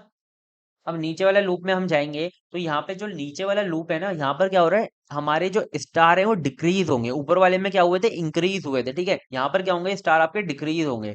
तो डिक्रीज में आप क्या करोगे, लूप आपका उल्टा चलेगा, लूप कि मतलब चार तीन दो, यानी कि आपके ऐसे लूप चलेगा, ठीक है। तो ये वाला लूप कितना चलेगा, देखो यहाँ पे लूप चल रहा है आपका फोर, पहले आपका लूप चलेगा चार से, ठीक है। तो लूप चलेगा आपका चार, तीन, दो, ठीक है, और वन, ठीक है, यानी कि अगर वो आपका जो रो है अगर वन तक है तब तक चलेगा। तो अब ये रो आपकी इनिशियलाइज हो गई चार पे, ठीक है, तो चार पे इनिशियलाइज हो गई, अब ये अंदर जाएगा, ठीक है। आपका आपका जो कॉलम, ये जो पॉइंटर है यहाँ पर आ चुका है, ठीक है, यहाँ पर क्योंकि आपका ये जो नेक्स्ट वाला फंक्शन है वो चले गया होगा, ठीक है, तो नेक्स्ट पे आ चुका है। तो नेक्स्ट पे क्या होगा कि आपका रो इक्वल टू फोर हो गया, तो अब क्या जाएगा, ये अंदर जाएगा, तो ये देखेगा कॉलम इक्वल टू वन है, और कॉलम कहाँ तक चलना है, रो तक चलना है ना, रो तक चलना है, यानी कि रो के बराबर नहीं चलना है, यानी कि रो, जैसे रो अगर चार है तो ये चलेगा तीन बार, ठीक है। अगर रो तीन है तो ये चलेगा दो बार, क्योंकि यहाँ पर है ना इक्वल टू नहीं है, यहाँ पर सिर्फ लेस देन है, ठीक है। अगर लेस देन इक्वल टू होता तो बराबर चलता, तो ये चलेगा पहले वन बार, तो वन में क्या करेगा, ये एक बार प्रिंट कर देगा, ठीक है। हमारी रो कितनी है, चार है, ठीक है। अब ये वापस जाएगा तो ये क्या करेगा, एक और बार प्रिंट कर देगा, टू हो गया। फिर वापस जाएगा तो प्रिंट कर देगा, तीन हो गया। अब ये तीन पे जब चेक करेगा तो ये इक्वल है, मतलब कि कंडीशन सही है। लेकिन जब ये फोर हो जाएगा, जैसे ये फोर होगा वापस जाएगा तो ये देखेगा कि फोर इज लेस देन रो, नहीं भाई फोर तो लेस देन नहीं है रो से, तो ये क्या हो जाएगा, आपका ये कंडीशन आपकी क्या हो गई, फॉल्स हो गई, ठीक है। क्योंकि आपका रो कितना है, चार है, तो चार हमारा क्या लेस देन रो है, नहीं है, क्योंकि रो तो हमारी चार है और कॉलम भी चार है, तो बराबर हो गए, लेस देन नहीं है, तो ये क्या हो जाएगा, यहाँ पर हमारा कंडीशन हमारी फॉल्स हो जाएगी। अब वापस जाएगा ये रो के पास, रो अब कितना हो जाएगा, लेस हो जाएगा, ठीक है, माइनस माइनस लिखा हुआ है ना यहाँ पे, ये माइनस माइनस हो जाएगा और रो हो जाएगा अब तीन, ठीक है। तो तीन पर यहाँ पे हमारा वो भी लिखा हुआ है ब्रेक डाउन, तो ये नेक्स्ट लाइन पर आ जाएगा। अब तीन हो गया है, ठीक है, तो पहला चलेगा, दूसरा चलेगा, और तीन पे जाएगा तो कंडीशन आपकी फिर से फॉल्स हो जाएगी, तो फिर से ये ऊपर चले जाएगा, फिर से ऊपर जाएगा तो कितना हो जाएगी, वैल्यू आपकी हो जाएगी टू, ठीक है। वैल्यू कितनी हो जाएगी आपकी टू। तो जब ये टू पर आएगा तो देखेगा, तो अंदर एक बार चलेगा, ठीक है। अब फिर से चलाने की कोशिश करेगा जब टू पे, तो चलेगा ही नहीं, क्योंकि टू तो अब बराबर है, लेस देन तो है नहीं। फिर वन हो जाएगा, जब वन पे जाएगा तो वन आपका क्या है, लेस इक्वल है, लेस देन तो है ही नहीं, तो चलेगा ही नहीं, तो आपका ये वाला पैटर्न आपका सक्सेसफुली प्रिंट हो जाएगा। मुझे पता है यार, ये वाले पैटर्न ने बहुत आपका टाइम ले लिया, लेकिन आपके जो नेक्स्ट पैटर्न होंगे ना, आप आराम से इसे बना रहे होंगे, ठीक है। तो आपका ये वाला जो आपका पैटर्न है वो बन जाएगा इजीली, ठीक है। अगर नहीं समझ में आया, जल्दी से पीछे जाओ वीडियो में और एक एक करके समझो, ठीक है। अब आपको बस क्या करना है, एक अलग अलग से लूप लिखने हैं, बस आपको पैटर्न को क्या करना है, ब्रेक डाउन करना है, यहाँ से यहाँ तक इंक्रीज हो रहा है तो एक लूप तो इसके लिए लग जाएगा, यहाँ से यहाँ तक डिक्रीज हो रहा है तो एक लूप इसके लिए लग जाएगा, ठीक है, इजी हो गया। अब नेक्स्ट देखते हैं, ये तो आउटपुट हमारा आ ही रहा था, ठीक है, हमने बना ही लिया था सब कुछ। अब देखो, write a program to print the Fibonacci series up to user's choice with the process in which the function call itself. अब देखो यहाँ पर ना डायरेक्टली आपका क्वेश्चन ये भी बोल सकता था कि विथ यूजिंग रिकर्शन, लेकिन इसने क्या बोल दिया कि विच द फंक्शन कॉल्स इटसेल्फ, यानी कि फंक्शन अपने आप को कॉल कर रहा है। इसका मतलब ही क्या होता है? रिकर्शन होता है। फंक्शन जब अपने आप को कॉल करता है, इसका क्या मतलब होता है? रिकर्शन। ठीक है, तो to print the Fibonacci series up to a certain number of terms using a recursive function where the function call itself, यानी कि यहाँ पे रिकर्सिव फंक्शन हमें बनाना पड़ेगा। ठीक है, और ये जो फंक्शन है आपका मतलब ऐसा रहेगा जहां पर आपका यूजर अपने आप वैल्यू आपकी इंसर्ट करेगा। आपको अपने आप मतलब आप वैल्यू इंसर्ट नहीं करोगे अपने आप ही, आपको वैल्यू जो है आपकी यूजर इंसर्ट करेगा। You can write a program like this. अब आपको प्रोग्राम दिखाता हूँ मैं। यहाँ पे मैं आपकी प्रोग्राम आगे दिखाऊंगा, पहले मैं आपको Fibonacci सीरीज समझाना चाहता हूँ। तो देखो Fibonacci सीरीज होती क्या है? Fibonacci सीरीज आपने बचपन में भी पढ़ी होगी। आपका 0 1 1 2 प्लस 3 देन 5। ठीक है, तो यहाँ पे जो 0 और 1 होते हैं ये आपके डिफॉल्टली आपके सेट होते हैं, मतलब ये तो रहने ही है। ठीक है, अब उसके आगे क्या होता है? 0 और 1 का सम, यानी कि 1। ठीक है, फिर आपका 1 देन 2 का सम, 1 और 1 का सम, या ये वाले दोनों का सम, तो आपका क्या आ गया? 2 आ गया। फिर आपके ये वाले दो का सम 1 प्लस 2 का, तो क्या आ गया? 3 आ गया। फिर आपके 2 प्लस 3 का सम, तो क्या आ गया? 5 आ गया। ठीक है, तो ये ऐसी सीरीज चलती रहती है। ठीक है यार, इजी है ना? समझ में आ गया होगा। तो देखो हम ना यहाँ पर एक बनाएंगे रिकर्सिव फंक्शन। तो रिकर्सिव फंक्शन कुछ ऐसे काम कर रहा होगा जैसे हमने वहां पे फैक्टोरियल के अंदर देखा था ना, फंक्शन अपने आप को कॉल कर रहा था। वैसे हम एक रिकर्सिव फंक्शन बनाएंगे, जैसे कि हम उसके अंदर इंसर्ट करेंगे Fibonacci 3। तो 3 क्या करेगा? रिटर्न करेगा Fibonacci 2, यानी कि n-1 एंड n-2। ठीक है, यानी कि Fibonacci 1। तो Fibonacci 2 फिर आगे चलेगा और देखेगा वो क्या रिटर्न करेगा? Fibonacci 1 and Fibonacci 2 0। ठीक है, तो 1 क्या रिटर्न करेगा? 1 रिटर्न करेगा, और 0 हमारा रिटर्न करेगा 0। तो ऐसे ही हम Fibonacci सीरीज बनाएंगे। अगर यहाँ पे समझ नहीं आया तो अभी देखो कोड दिखाता हूँ और समझाता हूँ। ठीक है, चलो जल्दी से। यहाँ पर हमारा कोड है। अब देखो कोड में क्या चीजें हैं। यहाँ पर हमारे सबसे पहले स्टूडियो ये जो है आपने header file, standard input output header file आपने इंक्लूड कर दी। फिर आपने यहाँ पर क्या बना रखा है? एक फंक्शन बना रखा है अपनी Fibonacci सीरीज के लिए। ठीक है, अब फंक्शन बनाना आपको आना चाहिए, है ना? मैं आपको फंक्शन बिल्कुल बेसिक से नहीं बता रहा, ये बता देता हूँ यार। फंक्शन एक हमारा एक छोटा सा कोड होता है जिसको आप कहीं पर भी यूज कर सकते हो, रीयूजेबल कोड होता है ना? समझ में आ गया? अब देखो यहाँ पर हमने एक फंक्शन बना रखा है और यहाँ पर हमने एक मेन फंक्शन बना रखा है। तो सबसे पहले मैं आपको मेन फंक्शन से समझाऊंगा। तो मेन फंक्शन हमने बनाया, मेन फंक्शन के अंदर आपने दो चीजें इनिशियलाइज कर रखी है, एन एंड आई। ठीक है, एन और आई। देखो आई आपने ऊपर ही इनिशियलाइज कर दिया, नीचे आप लूप में भी करते कोई दिक्कत नहीं होती। ठीक है, लेकिन आप आई को क्या भेज रहे हो? आई को आप भेज रहे हो उसके अंदर फंक्शन के अंदर, तो आप पहले ही इनिशियलाइज कर दो, कोई दिक्कत नहीं है। ठीक है, आपने एन ले लिया। एन मतलब कि आपकी कितनी मतलब टर्म्स आएंगे Fibonacci सीरीज में, ये आप यूजर से लेने वाले हो, तो आपने एन डिफाइन कर दिया। अब आपने प्रिंट किया क्या?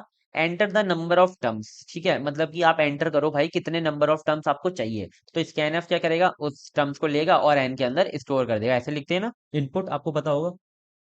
अब देखो आपका क्या होगा? Print Fibonacci series. अब आपने क्या किया? प्रिंट Fibonacci सीरीज किया और आपने ये वाला लूप चला दिया। अब ये वाला लूप क्या चलेगा? ये वाला लूप चलेगा 0 से लेकर एन तक, यानी कि 0 से लेकर कितने टाइम्स चल रहा है ये वाला लूप? यानी कि ये वाला लूप चल रहा है आपका एन टाइम्स, है ना? 0 से लेकर चलाएंगे तो एन टाइम्स चलेगा ये। जैसे कि जैसे आपने टर्म्स में 5 दे दिया, तो लूप चलेगा क्या? 0 1 2 3 4, यानी कि 5 बार ही तो चल रहा है। 0 को अगर आप इंक्लूड करो तो 5 बार चल रहा है। ठीक है, तो ये वाला लूप चलेगा 5 बार। और इसके अंदर क्या हो रहा है? अब ये देखो यहाँ पर क्या हो रहा है, हर बार लूप क्या कर रहा है? एक Fibonacci सीरीज नाम के फंक्शन को कॉल कर रहा है। ठीक है, जैसे कि i = 0 है तो 0 पर कॉल करेगा। ठीक है, फिर 1 है तो 1 पर कॉल करेगा, 2 है तो 2 पर कॉल करेगा, 3 है तो 3 पर कॉल करेगा, 4 है तो 4 पे कॉल करेगा। ठीक है, तो ऐसे ये कॉल कर रहा है। अब देखो देखते हैं ये करेगा क्या। यहाँ पर यहाँ पर अब फंक्शन को एक बार समझ लेते हैं। ये देखो ये मेन फंक्शन तो आई होप समझ में आ गया होगा। अब एक बार हम फंक्शन को समझ लेते हैं Fibonacci फंक्शन में आपने क्या किया है? आपने ये जो एन हम भेज रहे हैं उसे ये मतलब यहाँ पर ले रहा है। ठीक है, यहाँ पर एन इसने ले लिया। अब ये क्या कर रहा है? आपने आपने यहाँ पे दो बेस कंडीशन लगा रखी है। बेस कंडीशन जरूरी होती है यहाँ पे उसके अंदर फेबोना रिकर्शन के अंदर। तो देखो हमें दो चीजें पता है कि आपका 0 और जो 1 है वो आपका डिफॉल्ट है। जैसे आपको फैक्टोरियल के अंदर ये पता था कि 0 का हमेशा फैक्टोरियल 1 आता है। ठीक है, तो यहाँ पर आपको पता है 0 और 1 तो रहने ही वाले हैं आपके स्टार्टिंग में। ठीक है, तो यहाँ पर क्या डिफाइन कर रखा है? इफ n = 0, मतलब कि किसी को अगर 0 नंबर चाहिए तो आप रिटर्न कर दो 0। ठीक है, मतलब 0 रिटर्न कर दो। अगर n = 1 है तो रिटर्न कर दो 1। ठीक है, यहाँ पर आपने इफ एल्स इफ लगा रखा है। ठीक है, तो आप यहाँ पे दो कंडीशन समझ गए कि अगर n = 0 है तो रिटर्न कर दो 0, अगर n = 1 है तो रिटर्न कर दो 1। ठीक है, अब आप एल्स में क्या चला रहे हो? एल्स में चला रहे हो आप रिकर्शन। यहाँ पर आप रिटर्न कर रहे हो Fibonacci n-1 plus Fibonacci n-2। अब हम इस चीज को समझेंगे अच्छे से, ठीक है। तो देखो यहाँ पर हमारा सबसे पहले लूप के अंदर क्या कॉल हुआ होगा, लूप के अंदर कॉल हुआ होगा जीरो, ठीक है। i=0 कॉल हुआ होगा, जैसे कि हमने एंटर कर दिया, आप समझो हमने एंटर कर दिया 5, एंटर छोटा छोटा नंबर लेते हैं 3 ले लिया, ठीक है। तो 3 के अंदर क्या प्रिंट होगा, 0 1 1, ठीक है। एक काम करते हैं 4 ले लेते हैं, जिससे कि थोड़ा सा कॉन्सेप्ट आपका अच्छे से क्लियर हो पाए, ठीक है। थोड़ी सी बड़ी वीडियो होगी पर आपको कॉन्सेप्ट समझ में आ जाएगा, ठीक है। तो हमने क्या ले लिया यहाँ पर, एन में 4 ले लिया, ठीक है। क्या कर रहा हूँ यार, यहाँ पर हम क्या करते हैं, n=4 ले लेते हैं, ठीक है। हमने n=4 ले लिया। अब देखो क्या है यहाँ पर फंक्शन में क्या चलेगा, यहाँ पर फंक्शन में सबसे पहले जीरो चलेगा, ठीक है। जीरो जाएगा फेबोनाची उसके अंदर, फंक्शन के अंदर, फेबोनाची फंक्शन के अंदर देखेगा भाई ये जीरो है, हाँ जीरो है, एन तो क्या कर दो, रिटर्न कर दो, क्या रिटर्न कर दो जीरो। तो ये क्या हो जाएगा, जीरो आपका प्रिंट हो जाएगा, ठीक है। जीरो आपका प्रिंट हो गया, ठीक है। अब ये गया वापस से वन, तो वन देखेगा क्या है, n=1 है, हाँ वन है, तो रिटर्न कर दो वन, तो आपका वन प्रिंट हो गया यहाँ पर, ठीक है। अब ये क्या हो गया, टू हो गया। अब टू जाएगा ऊपर वापस से, तो यहाँ पर चेक करेगा क्या भाई टू है यहाँ पर, तो यहाँ पर है ना टू है, नहीं है, तो ये क्या जाएगा, एल्स में जाएगा। तो रिटर्न क्या करेगा, फेबोनाची n-1, n-1 कितना हो जाएगा, n-1 हो जाएगा आपका वन, और n-2 यानी कि 2 - 2 जीरो। तो यहाँ पर क्या आ जाएगा, यहाँ पर आ जाएगा जीरो, और यहाँ पर आ जाएगा क्या, वन। तो वन प्लस जीरो कितना होता है, वन होता है। तो यहाँ पर कितना प्रिंट हो जाएगा, वन प्रिंट हो जाएगा, ठीक है। समझ में आया, इजी, बहुत इजी है, बहुत इजी मैं बता रहा हूँ, ठीक है। अब इसे भी इरेज कर देता हूँ एक बार। तो हमारा यहाँ तक तीन, मतलब तीन प्रिंट हो गए, ठीक है। अब हम चौथा प्रिंट करेंगे, तो चौथे में आपको सारा कॉन्सेप्ट क्लियर हो जाएगा। तो जब यहाँ पर अब आपका टू गया, अब आपका जाएगा थ्री, ठीक है। अब आपका क्या जाएगा, थ्री जाएगा। तो थ्री यहाँ पर देखेगा क्या ये बेस कंडीशन में थ्री है, नहीं है बेस कंडीशन में थ्री, तो एल्स में जाएगा। एल्स में यहाँ पर क्या हुआ, n-1 यानी कि 3 - 1, तो यहाँ पर आएगा टू। और यहाँ पर एल्स में जाएगा क्या, n-2 यानी कि 3 - 2 यानी कि 3 - 2 कितना होता है, वन। तो वन की कंडीशन देखेगा, वन की कंडीशन तो वन आ गया है ना, वन की कंडीशन में तो वन यहाँ पर रिटर्न हो गया होगा। लेकिन यहाँ पर आपका यही टू वाला लूप चला होगा, ठीक है। फेबोनाची टू वाला लूप चला होगा, तो टू वाला अगर चलेगा तो टू वाला वापिस यहाँ पर आएगा, और यहाँ पर टू वाले में हमारे पास क्या आया था, टू 2 - 1 यानी कि यहाँ पर वन आ जाएगा, और यहाँ पर 2 - 2 यानी कि जीरो आ जाएगा। तो यहाँ पर आ जाएगा वन, और यहाँ पर आ जाएगा वन। तो वन प्लस वन कितना हो गया, टू हो गया। तो यहाँ पर क्या रिटर्न हो जाएगा, टू रिटर्न हो जाएगा, और यहाँ पर क्या प्रिंट हो जाएगा, टू प्रिंट हो जाएगा, ठीक है। तो देख रहे हो, ये देखो हमारा, ये हमारे 4 डिजिट प्रिंट हो गए। ऐसे ही आप 5 डिजिट कर लो, 6 डिजिट कर लो, 10 डिजिट कर लो, तो आपके ऐसे ही लूप चलता रहेगा, और ऐसी रिकर्शन आपका वर्क करता रहेगा, ठीक है। तो यहाँ पर देखो, हमने हमने क्या लिखा है, enter the number of terms, तो हमने यहाँ पर दी है इनपुट में 5। तो हमारी क्या वैल्यू प्रिंट हो रही है, 0 1 1 2 3। अगर हम 4 देते तो यहाँ पर क्या होता, टू तक प्रिंट होता, और लेकिन हमने वहां पे 5 दे रखा है, तो 3 प्रिंट हो रहा है, ठीक है। समझ में आ गई चीजें।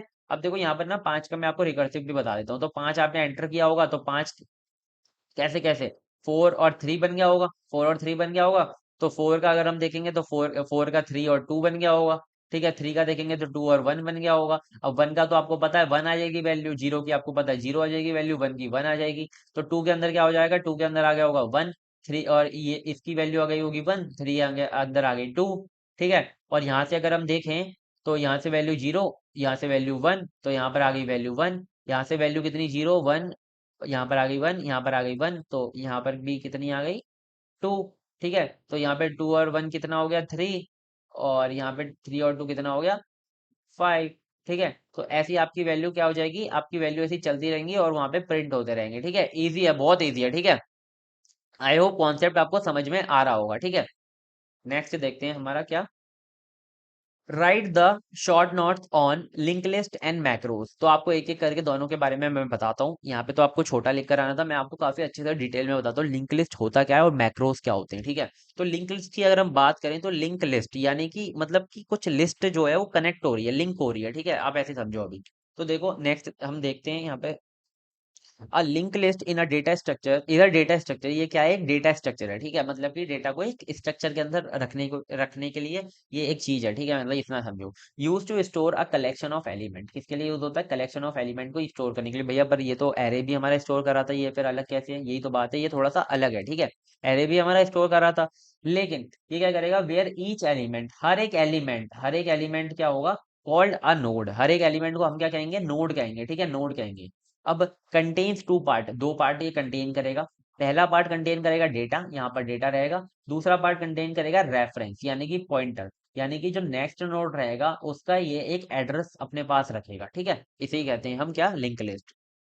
अब चलो आगे देखते हैं, इसका एक डायग्राम भी होगा।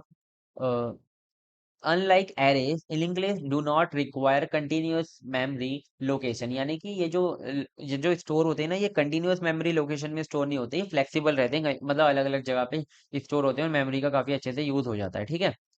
अब हम नेक्स्ट देखें तो link list are particularly used for when the number of element is unknown, मतलब अगर आपको पता नहीं है कि आपके एलिमेंट कितने हैं तो आप इसे यूज कर सकते हो, क्योंकि आपको एरे के अंदर पहले ही आपको इनिशियलाइज करना होता है साइज, तो आपको वहां पर पता होना चाहिए कि कितने साइज का आपको एरे बनाना है, लेकिन यहाँ पर कोई जरूरत नहीं है आपको, यहाँ पर ही अपने आप मतलब आप डायनेमिकली साइज दे सकते हो, ठीक है। When you need to frequently insert, अगर आपको फ्रीक्वेंटली इंसर्ट और रिमूव एलिमेंट करने हैं तब भी आप इसे यूज कर सकते हो। ये देखो, इसका मैंने डायग्राम बना दिया था वैसे। यहाँ पर एक हेड होता है जो कि आपके फर्स्ट नोड को पॉइंट कर रहा होता है, और जो फर्स्ट पॉइंट होता है वो नेक्स्ट को कर रहा होता है, ऐसे ही नेक्स्ट आपका नेक्स्ट को कर रहा होता है, जो लास्ट होता है वो नल को पॉइंट कर रहा होता है, ठीक है। इजी। अब देखते हैं क्या मैक्रो, अभी हम टाइप्स देखते हैं पहले लिंक लिस्ट के। तो पहला होता है singly link list. Singly link list जो मैंने आपको ये बताया ना, यही होता है आपका सिंगली लिंक लिस्ट, जो जो डायग्राम बना हुआ है। अब डबल में देखते हैं, डबल में क्या होता है कि आपका जो पॉइंट नोड होता है, आपका जो नोड होता है उसके अंदर तीन पार्ट होते हैं, ठीक है। पहला पार्ट होता है पहले वाले नोड के लिए, और दूसरा पार्ट होता है डेटा के लिए, और नेक्स्ट पार्ट होता है नेक्स्ट नोड के लिए, ठीक है। ये होता है हमारा क्या, डबली लिंक लिस्ट। और ये क्या होता है कि इसे आप भाई दोनों तरफ से ट्राइवर्सल कर सकते हो, मतलब कि आप बैक में भी और फॉरवर्ड में भी, ठीक है। अब देखते हैं circular link list. Circular link list में क्या होता है कि आपका जो सर्कुलर लिंक लिस्ट है, जैसे कि आप समझो एक नोड ये है, एक नोड ये है, एक नोड ये है ना, ये वाला नोड इसको पॉइंट कर रहा है, ये वाला नोड इसको पॉइंट कर रहा है। और अगर हम जैसे सिंगली लिंक लिस्ट की बात करें तो सिंगली लिस्ट किसे नोट कर पॉइंट कर रहा होगा, नल को पॉइंट कर रहा होगा, लेकिन ये क्या करता है भाई, घूमकर फर्स्ट वाले को ही पॉइंट कर देता है, ठीक है। तो फर्स्ट वाले को ही पॉइंट कर देता है, इसे क्या करते हैं, सर्कुलर लिंक लिस्ट, ठीक है। समझ में आ रही होंगी सारी चीजें। नेक्स्ट देखते हैं एडवांटेजेस लिंक लिस्ट के। तो डायनेमिकली साइज, मतलब कि आप इसे कोई जरूरत नहीं है, ये ग्रो और श्रिंक अपने आप हो सकता है। इफिशिएंटली इंसर्शन, काफी फास्टली इसके अंदर इंसर्शन और डिलीशन होता है। डिसएडवांटेज है तो मेमोरी ओवरहेड, क्योंकि इसके अंदर एक भाई अलग से आप पॉइंटर दे रहे हो एड्रेस के लिए, नेक्स्ट पॉइंटर के। और सीक्वेंशियल एक्सेस, यानी कि मतलब इसके अंदर है ना, आप सीक्वेंशली एक्सेस नहीं कर सकती, क्योंकि आपकी जो मेमोरी है कंटिन्यूअसली स्टोर नहीं है, ठीक है, एज एरे। एरे आपका क्या था, सीक्वेंशली आप उसके अंदर एक्सेस कर सकते थे। अब देखो यहाँ पर हम मैक्रोज की बात करें तो यहाँ पर आप ये देख रहे हो ना, ये वाला फंक्शन, ये वाला फंक्शन देखो आप। पहले फंक्शन में आप हैशटैग डिफाइन कर रहे हो पाई 3.4 से, यानी कि आप इससे क्या कर सकते हो, आप हैशटैग डिफाइन, यानी कि ये क्या है, एक मैक्रो है, ठीक है। आप मैक्रोज का यूज करके किसी भी कांस्टेंट वैल्यू को मतलब वो करा सकते हो, डिफाइन करा सकते हो, और फिर आप उसे कहीं पर भी यूज कर सकते हो, ठीक है। तो देखो मैक्रोज क्या होते हैं। मैक्रोज आर प्री प्रोसेसर, क्या होते हैं, प्री प्रोसेसर डायरेक्टरीज होती हैं किसके अंदर, सी के अंदर, that allows the definition of a code snippet or constant that can be reused throughout the program, मतलब आप ना मेन मेन फंक्शन से पहले इसे डिफाइन कर दो बस, ठीक है, फिर आप पूरे फंक्शन में इसे कहीं पर भी यूज करो, आपको वैल्यू देने की जरूरत नहीं पड़ेगी, ठीक है। जैसे कि आप पाई का बहुत बार यूज करते हो, है ना, तो आप पाई को पहले डिफाइन कर दो 3.4 से, तो जहां पर भी आप पी और आई लिखोगे कैपिटल में, तो आप वो क्या वैल्यू ले लेगा, 3.4 ले लेगा, ठीक है, 3.14 ले लेगा, ठीक है, क्या बोल रहा है। They are defined using define keyword, ठीक है, किससे डिफाइन होते हैं ये, डिफाइन कीवर्ड का यूज करके, हैशटैग डिफाइन कीवर्ड का। And can be use to create symbolic constant inline function और सिंप्लीफाई रिपीटिव कोड, ठीक है, मतलब कि ये आप इससे कांस्टेंट को डिफाइन कर सकते हो, इनलाइन फंक्शन को डिफाइन कर सकते हो। इनलाइन फंक्शन क्या होते हैं, जो फंक्शन आपके एक लाइन के अंदर खत्म हो रहे होते हैं, ठीक है। when the code is compiled, the preprocessor replace the macros with its corresponding code before the actual compilation process begin। अब इसका मतलब समझे आप, इसका मतलब क्या होता है कि प्री प्रोसेसर जैसे ही आपका कोड कंपाइल होता है तो वो अपने आप ही जो भी आपके मैक्रोज होते हैं उन्हें चेंज कर देता है, किसके साथ, जो भी आपने पहले मैक्रोज के अंदर वैल्यू डिफाइन कर रखी है उसके साथ, ठीक है। टाइप्स ऑफ मैक्रोज देखें तो आपका पहला होता है ऑब्जेक्ट लाइक मैक्रोज। तो इसके अंदर क्या होता है, आप कांस्टेंट वैल्यू डिफाइन कर रहे होते हो, जैसे कि हमने यहाँ पर कर रखी है, ठीक है। अब नेक्स्ट आपका जो टाइप होता है, अब पहले मैं आपको एग्जांपल समझा दूं, जो हैशटैग डिफाइन है वो आपका पाई वैल्यू ले रहा है, और जो कि रिप्लेस हो जाएगा every instance of pi in the code with the 3.14, मतलब कि आप जहां पर भी पी और आई लिखोगे तो वहां पर वो किससे रिप्लेस हो जाएगा, 3.14 से रिप्लेस हो जाएगा, ठीक है। नेक्स्ट देखते हैं। नेक्स्ट आपका क्या है, फंक्शन लाइक मैक्रोस, यानी कि आपका पहला हो गया कौन जो ऑब्जेक्ट लाइक था, यहाँ पर फंक्शन आप इनलाइन फंक्शन डिफाइन कर रहे हो, तो हैशटैग आपने डिफाइन लिखा और स्क्वायर एक्स नाम से आपने स्क्वायर नाम से फंक्शन बना दिया जिसके अंदर आप एक्स पास कर रहे होगे, और वो एक्स क्या कर रहा होगा, एक्स इंटू एक्स, यानी कि स्क्वायर बना रहा होगा उसका। तो ये क्या है, hashtag define square x x into x replace every instance of square four, मतलब कि आप जो भी आप एक्स की जगह पे डालोगे वो क्या हो जाएगा, मतलब स्क्वायर आ जाएगा आपका। ठीक है, रिजल्ट क्या कर रहा होगा, फोर इस मतलब स्क्वायर रिजल्ट कर रहा होगा। तो देखो मैंने ना यहाँ पर एक एग्जांपल दे रखा है दोनों का यूज करके आपका, मतलब फंक्शन वाला भी और कांस्टेंट वाला भी। तो देखो आपने ना यहाँ पर अपनी जो हेडर फाइल है वो डिफाइन कर रखी है, और मेन फंक्शन से पहले आपने ये मैक्रोज डिफाइन कर रखे हैं। ठीक है, हैशटैग डिफाइन पी क्या डिफाइन कर रखा है आपने, इससे डिफाइन कर रखा है। ठीक है, देखो यहाँ पर आपको इक्वल टू वगैरह नहीं लगाया है। ठीक है, इससे डिफाइन कर रखा है, और डिफाइन आपने स्क्वायर को डिफाइन कर रखा है, स्क्वायर फंक्शन को एक्स इंटू एक्स से। ठीक है, तो आप जहां पर भी इनका यूज करोगे ना तो ये अपने आप ये अपनी वैल्यू ले लेंगे। ठीक है, तो जैसे आपने यहाँ पे मेन फंक्शन के अंदर एक इंट वेरिएबल बना रखा है रेडियस। ठीक है,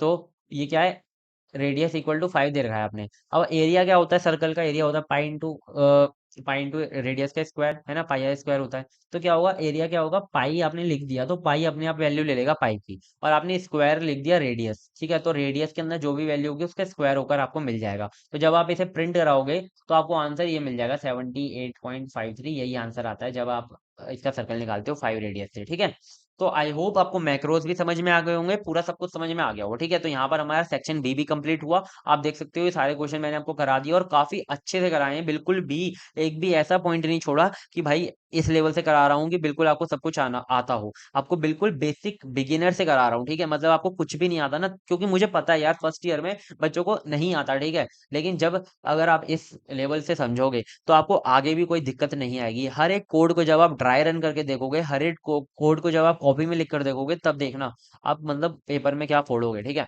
तो थैंक यू सो मच अगर आपने यहाँ तक वीडियो को देखा है। नेक्स्ट पार्ट जल्दी से लाता हूँ, सेक्शन सी और भी पेपर में सॉल्व कराता हूँ। बस आप ये पेपर सॉल्व करोगे ना, आराम से आपका पेपर निकल जाएगा, कोई भी दिक्कत नहीं आएगी। ठीक है, तो थैंक यू सो मच अगर आपने यहाँ तक वीडियो को देखा है। और प्लीज यार मल्टी आइटम्स चैनल को सब्सक्राइब करो, मल्टी आइटम प्लस चैनल को सब्सक्राइब करो। और अगर आपको ये पीडीएफ परचेज करनी है तो आप टेलीग्राम जाके ज्वाइन कर सकते हो, वहां से आप परचेज कर सकते हो। ठीक है, डिस्क्रिप्शन आपको लिंक मिल जाएगा डिस्क्रिप्शन में आपको, तो प्लेलिस्ट का भी लिंक मिल जाएगा।